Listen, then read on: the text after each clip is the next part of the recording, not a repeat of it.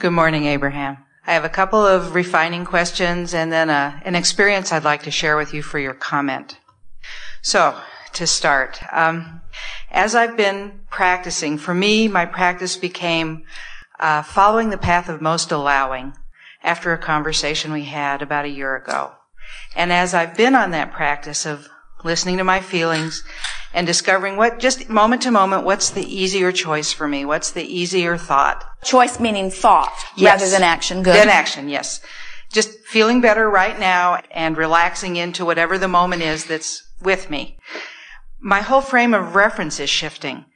I used to be a very linear planner, very organized, always on time wherever I went, planning year, and knowing who need to do what, when to get it done. And as I've been following this more moment-to-moment feeling of most allowing, that system doesn't apply anymore. Now I'm more like in a holograph of, I know what my intention is. I'm doing my best to be a vibrational match to my intention. And then life comes to me and I respond right here and right now. And as I was putting this question together in my mind to bring it to you today, this morning I had a perfect example of how this happens and what happens, and that will lead to my specific help I'd like to ask you for. This morning, we had some time between breakfast and coming in, so we went back to our room and I started going through my emails, and typically the person that I would have been down here a half an hour early and in my place and ready to go so that I'd be here on time. And at about 3 minutes before the conference began, Alan, my partner, said, "Honey, it starts in 3 minutes." And I looked over my emails. I was totally engrossed in what I was doing. And I was like, oh, wow, 3 minutes.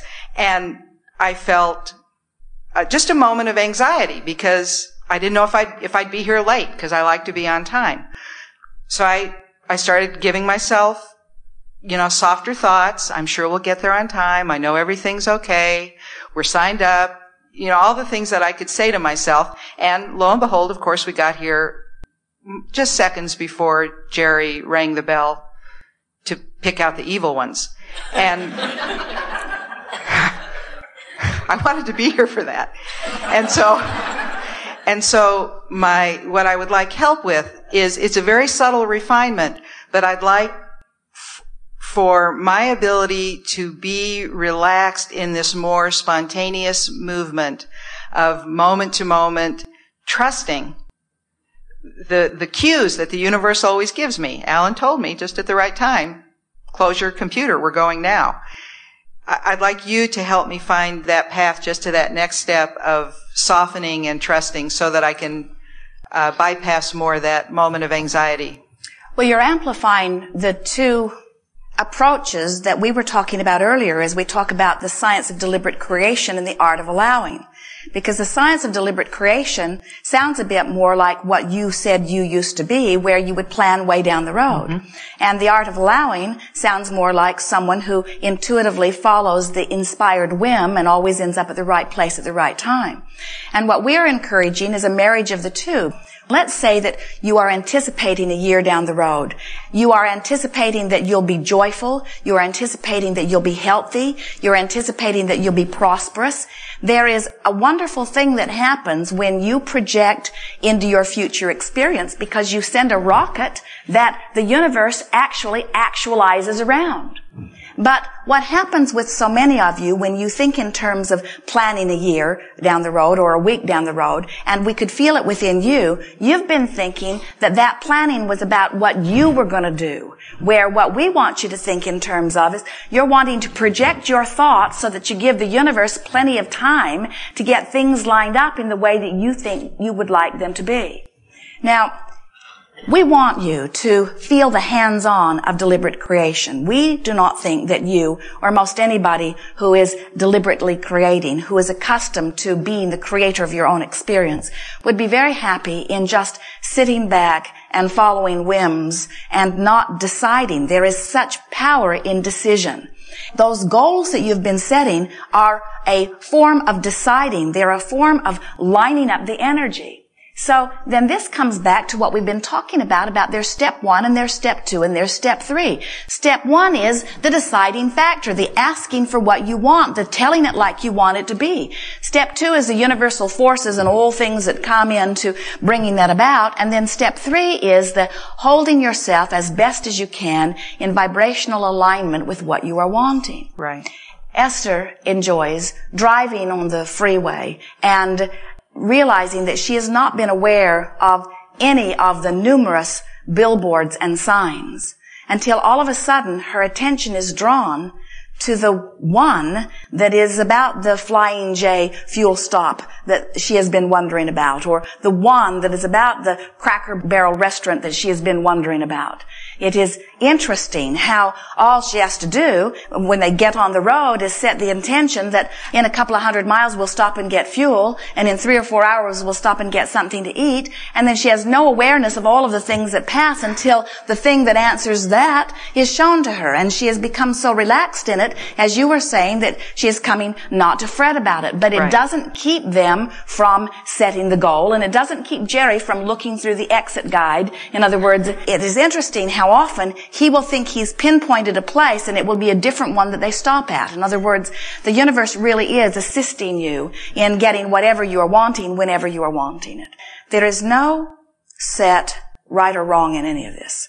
As long as you have the goal of feeling good and the goal of lining up with what you are wanting, then there are endless ways that you will go about achieving it. And what we notice is that something will work for a while and then you'll find something else that works a little better. In other words, as long as you're remembering that you always want to feel good. And we talked about this before, that if you have something that you desire and you're sort of overwhelmed with all of the activity around it, then feeling good isn't pressing into more activity. Feeling good is backing off a little bit. Right. But if you back off into inactivity, that doesn't feel good either. And so if you've got your finger on the pulse of what feels best, then you'll always have the right inclination at the right time. There are those who would say, it's much better to be busy. And there are those that would say, my inspiration always comes when I'm not busy. And we say, no one gets to choose for you or for anybody else what the perfect formula or recipe is to get you to where you want to be. But we will tell you, you can't get to where you want to be and consistently not feel good. So then friends say to us, well, Abraham, if I did the things that make me feel good, I wouldn't go to work, I wouldn't make my bed, I wouldn't never cook another meal, I wouldn't clean my house, I wouldn't mow my lawn. There are so many things that I wouldn't do if I only did what I think feels good. And we say, well, you say that from your framework of overwhelmment, but we know how much you enjoy a home-cooked meal, and we know how much you enjoy pleasing your family, and we know how you adore your yard looking nice, and we know how much happier you are in your orderly home.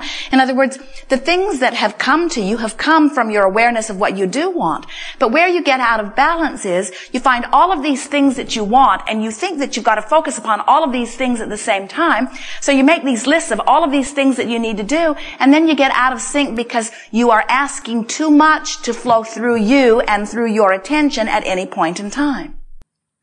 So we try to ease you all, and specifically you here as we are visiting with you, by saying to you, accept that there are universal forces that are assisting you, and treat those universal forces as if they are a manager that you can rely on and depend on, and do more delegating of more down the road stuff and more interim stuff. Do your long range delegating to the universe. So say, universe, in 10 years, I want to be making $200,000 more than I am right now. Make that statement if that would be pleasing to you. Universe, in 5 years from now, I'd like to live in a whole other part of the country or in a whole other part of this city. Would you please get that going for me? And then don't put it on your list. Don't go out there every day and look for property. Don't beat up on yourself that you don't have the money to make the move.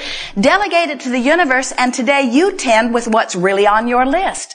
And let plenty of what's on your list be about taking your walks and feeling good and listening to things that are funny and looking for things that feel good good and spending time with people that make you feel good and perusing thoughts that feel good. In other words, make your list of things that please you as well as about things that you need to do, but delegate your long-range planning to the universe. Right. So that falls into the category of make a decision and make it right.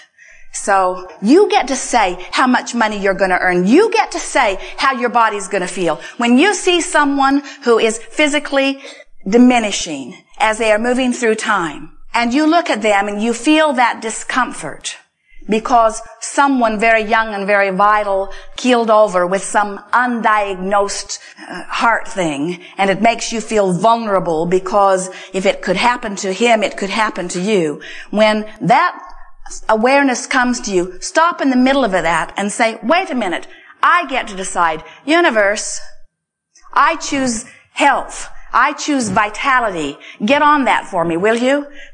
Get that out there into my future experience and inspire me to the things along the way that will help me to rendezvous with that. But get on that for me, would you? And as you find yourself delegating more to the universal forces and taking more off of your immediate plate, you're going to feel greater and greater relief and more of those things. Like you said, your mate gave you the information that you needed. Mm-hmm. Esther laughs. She will have Magellan, which is guiding her, and it will have been loud enough that it was keeping Jerry awake while he was sleeping, so Esther will have turned it down so that it won't bother him. And then she will not realize that it's time for her to make her turn. And Magellan is trying to tell her, but she's got the sound turned off, and so she's not aware that it's getting time for her to make her turn. And in that moment, Jerry will sit up and say, isn't it about time that we are supposed to make our turn? Right. In other words, there are always resources that are there to assist you. And when you start accepting how blessed you are, how cared for you are, how well it is always supposed to turn out for you, then you stop fussing around and trying to bang things into place. You just accept that well-being is yours. Now, you've let go of this, but many haven't.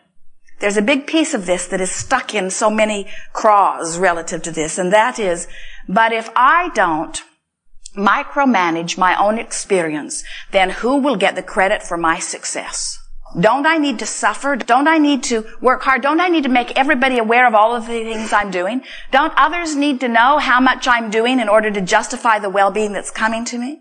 And we say, that'll get you every time. You've just got to stop that. You've just got to start saying to anybody that asks, I'm blessed, deal with it.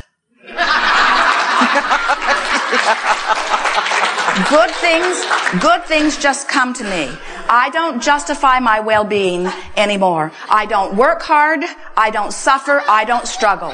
I don't do any of those things. I am a princess. I'm a prince. Yeah. I'm blessed. Good things just come to me. It's the way it's supposed to be. You are too, say to them. You are too. Took me a while to figure it out, but now I've got it figured out. I don't struggle. I don't work hard. I allow the well-being that is natural to flow to me. And every time I get a good idea, I let everybody know what I'm wanting. In other words, I'm making plenty of plans. I'm just not in the trenches anymore. Thank you, Abraham. Yes. Thank you very much. Yes, indeed. We have enjoyed this interaction immensely. This has been co-creating at its best. We are always pleased at your willingness to chew on the same thing over and over and over again for the purpose of refining it and bringing yourself to a new place of knowing. We are appreciative of those who have been willing to sit in the chair today because while in some cases it felt like slow going, it was extraordinary achievement that we achieved here today. We do not think that you will ever again not understand the power and the value of your emotion and what it is telling you right here and now. And it is our desire that you leave here feeling glad for wherever you are, and however you feel. It's really time for you to stop being mad at yourself for where you are and being glad about where you're going. It's really time for you to start appreciating who you are and loving the focused environment in which you stand. It would not matter to us if we were talking to someone who had achieved all things but this one last thing, or whether we were talking to someone who had 100 things that were not complete, that were really important to them now. Our message is always the same. You are where you are, and where you are is just fine. But where you are will not last, and the way you choose to feel determines the direction in which you move.